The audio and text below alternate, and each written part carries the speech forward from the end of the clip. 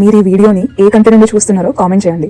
ఈ వీడియో ఎవరిని కించపరచడానికి చేస్తుంది కాదు, ఎవరైనా తెలియని వాళ్ళు ఉంటే తెలుసుకుంటారేమో అని చేస్తున్నాను. ఇండియా నుండి ఫారెన్ కంట్రీస్కి అమ్మాయిలు రెండు రకాలుగా వస్తారు. ఒకటి కెరియర్తో, అంటే స్టూడెంట్గా ఆర్ వర్క్ మీద.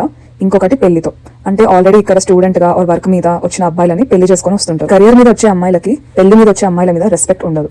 నాగరికత లేనోళ్ళు, ఈజీగా కష్టం లేకుండా వచ్చిన వాళ్ళు, కెరియర్ మీద రానికే దమ్ లేనోళ్ళు, పెళ్లి చేసుకుని వచ్చిన వాళ్ళేమో కెరియర్ మీద వచ్చిన అమ్మాయిలు చాలా ఫాస్ట్ ఉంటారు, పొగర్బోతులు, ఎక్స్ట్రాలు చేస్తుంటారు అని అనుకుంటారు.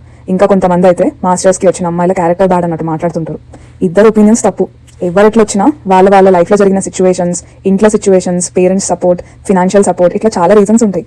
ఎవరిని జడ్జ్ చేయొద్దు. కెరియర్ మీద ఎస్పెషల్లీ స్టూడెంట్ గా వచ్చి స్ట్రగుల్ అవ్వడం చాలా కష్టం.